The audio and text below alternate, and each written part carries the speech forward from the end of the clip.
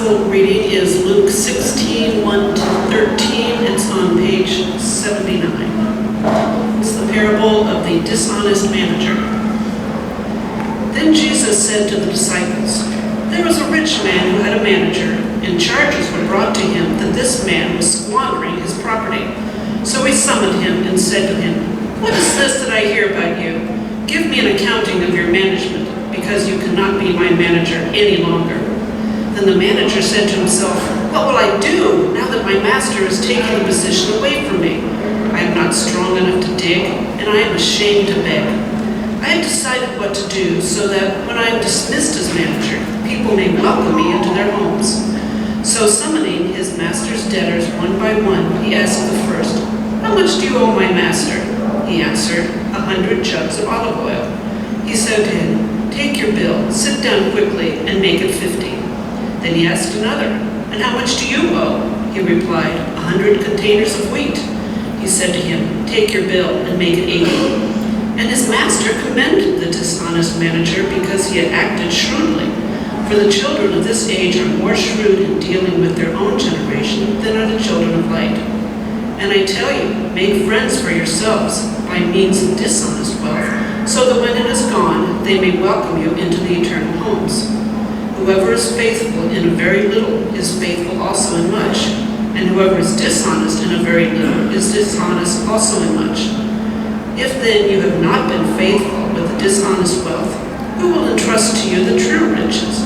And if you have not been faithful with what belongs to another, who will give you what is your own? No slave can serve two masters, for a slave will either hate the one and love the other, or be devoted to the one and despise the other. You cannot serve God and wealth." The word of the Lord. And it's good you said that. I don't understand that scripture. Me neither. And that's right. It's a tough scripture. It's a tough parable. I mean, it really is. In fact, you will rarely hear the parable of the dishonest manager preached, except on Stewardship Sunday. Because the assumption is that some way, somehow, it must be related to stewardship because it's got the word wealth in it. But and I guess as a side kind of sermon, you could do that. But it's really not about that. It's something bigger than that. That's why I wanted to share it with you this morning. It's one of those parables that has to be unpacked and looked at. Tropical storms and hurricanes always create dilemmas for those who are affected by them, especially those who are residents of coastal or island communities. Amy and I lived on the coast of Florida for a number of years, and when we heard the storms were brewing or they were moving this way, well, we had to make a decision. We've seen the drama of these dilemmas played out many times on television and on the web. As with each tick of the clock, residents are faced with a crucial decision. Do I stay or do I go? It is a choice which sometimes, unfortunately, has an ultimate consequence. When I was asked to assist in body recovery in the wake of Hurricane Katrina in New Orleans, I learned something about that choice between staying or leaving. First, I learned that almost everyone in the death zone of Katrina was given an opportunity, a choice to leave. If not by government evacuation, then by friends or neighbors or family. I heard that narrative over and over as I entered those previously flooded communities where some residents had returned. In almost every case where we recovered a body, someone in the neighborhood told us that they had invited the victim to come with them, but that the person had refused to go, right up to the point where evacuation became impossible. The second thing I learned is that the victims, at least the victims whose bodies we recovered, were either elderly, extremely elderly, or infirm. Some were dependent upon home medical equipment, while many others were disabled, permanently disabled, many of whom were missing limbs. All of the victims recovered by our team, every one of them lived alone and made the ultimate choice to stay in their homes and, if necessary, to die. Now, perhaps some were hoping for the best, but many families and neighbors with whom I talked said to me the same thing. The victims were tired. They did not want to leave their home. They felt they couldn't leave their home. And in doing so, they chose, some of them literally, to die, which, at least for some of them, they felt was not a loss, but an end to the struggles of their illness or the struggles of their age. That's a tough choice, isn't it? That's what I would call an ultimate choice. Hurricanes are not the only events that present us with dilemmas of ultimate choices. Every day, as I was just saying to the kids, you and I are faced with numerous choices, which start from the very moment that we awaken from sleep and on through our day. But ultimate choices are always the result of life-changing issues. Sometimes, like in a hurricane, the ultimate choice is forced upon us. The approach of any peril, or the potential for peril, we have to make a decision. While at other times, the choice might be, the ultimate choice might be the product of a situation that we've created. Our peril from the Gospel of Luke this morning is about an ultimate choice. And that's why we're going to dig a little deeper into the parable to understand what that choice is and what Christ intended when he shared this story with the disciples. The story begins with two characters. A rich man. And by the way, in the Roman Empire, the word rich defined way less than the 1% that we define as truly rich today. Much less than 1% had the kind of wealth where they used the word rich in Christ's culture. In the first century, and the second character is a manager. A manager. Now, in the first century, managers, or a manager, was always a trusted slave. A slave who had the responsibility for the wealth of the household. Slaves, as we know, have no choices. And their lives are constantly dependent upon the whims and the fate of their owners. You have no choices when you're a slave. In the case of this slave, who is a manager, the householder decides, based upon what he has heard from others, that his wealth is being squandered through either the manager's dishonesty or neglect. The rich man tells the manager, the slave, that he must provide an accounting of his work before he gets thrown out of the house.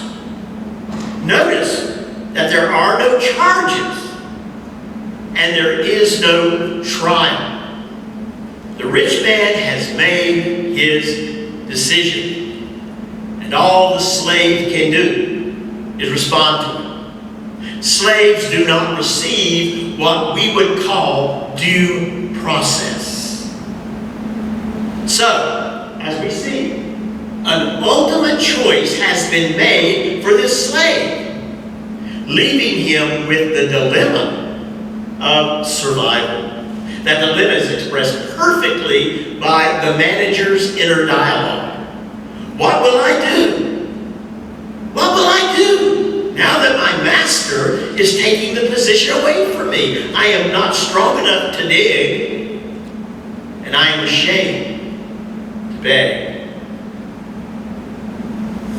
Pushed into an ultimate choice, possibly unfairly, we don't know for sure, the slave decides to do whatever it takes to survive by using the power of his position as a tool, by using the nature of the culture in which he lives. He was smart. Very smart. In the entire Roman society, everything was built upon the concept of friendship, but friendship was defined by doing favors for those who were higher on the economic or on the social ladder. That's what you did. The amounts of debt that the slave forgives on behalf of the rich man's debtors is massive. It's a massive amount. And Jesus' listeners would have immediately understood that the manager, the slave, had set himself up for life.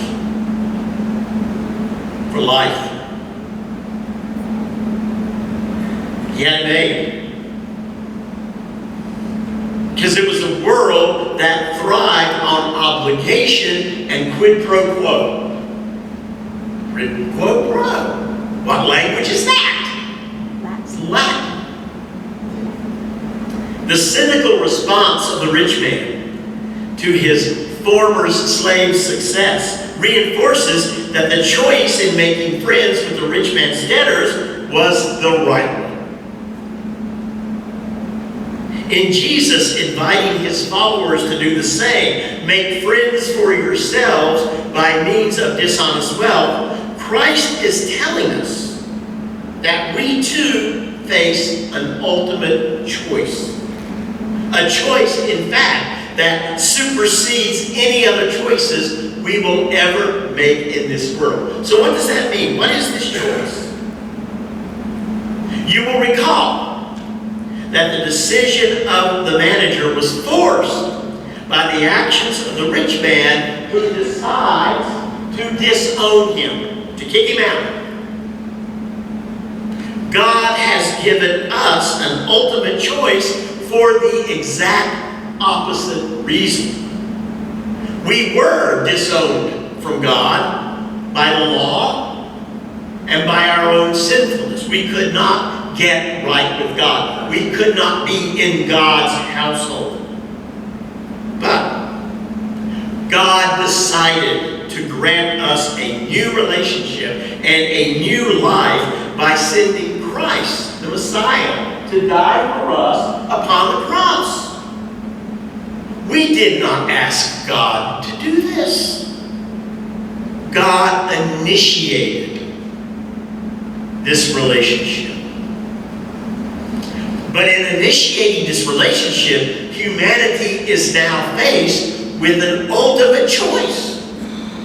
Either we live for the age we are in, this world, or we live for the age to come. Now, what is the difference between it? The parable explains it. If we live for the age we are in, the here and now, our resources become a tool of survival and self-fulfillment. And because this fallen world is under the dominion of sin, the use of our resources must be configured to that existence. That's what I was trying to say to the kids with the tool. You have to configure the tool to meet the need. We live in a sinful world, so if we choose the world to live in, or to embrace the values of the world, everything we have has to be configured to that world. Everything.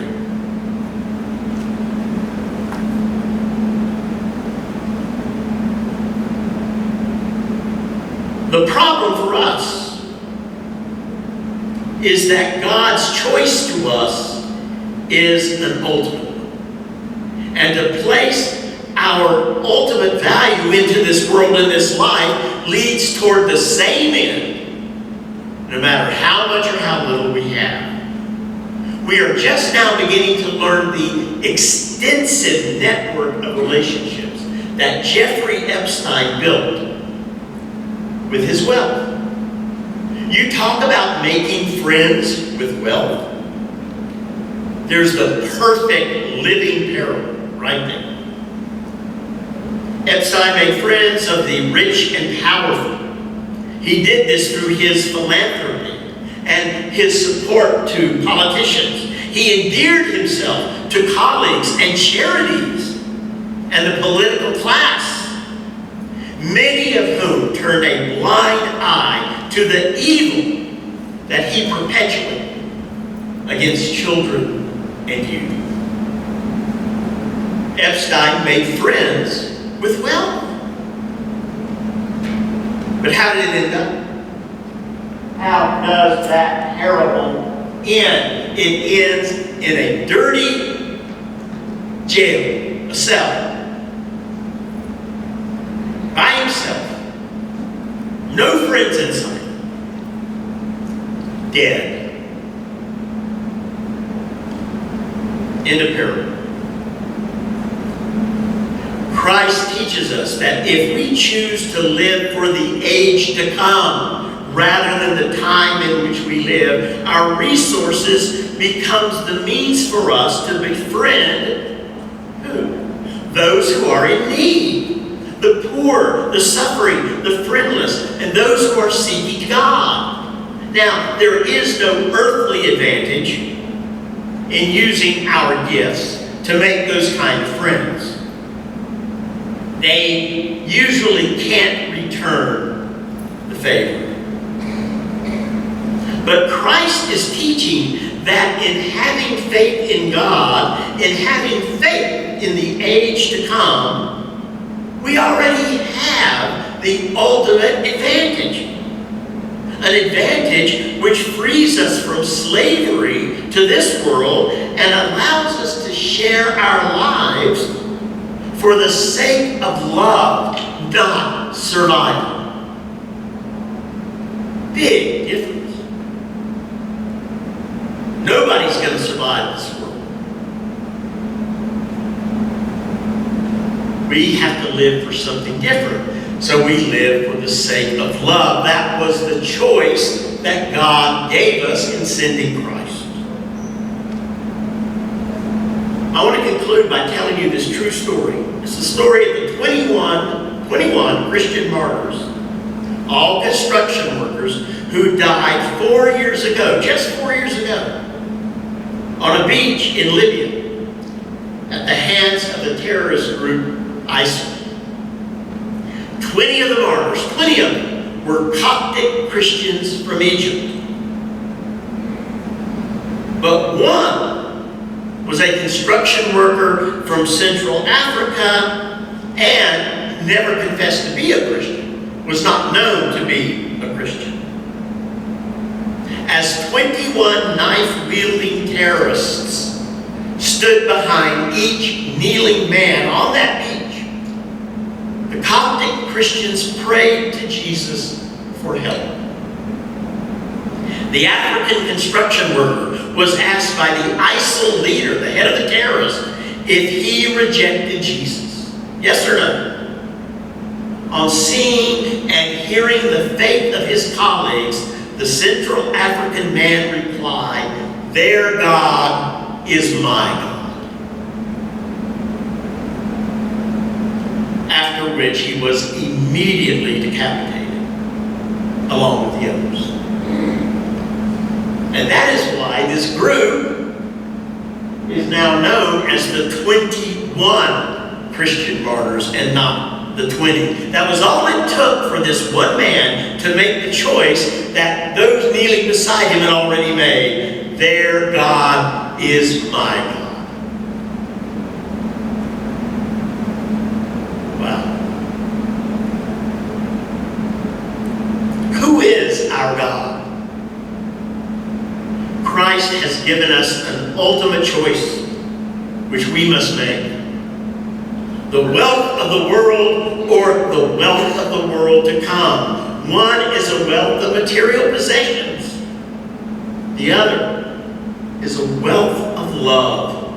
One is the product of religion. The other is the product of faith. One ends in death, and one begins a life that never ends.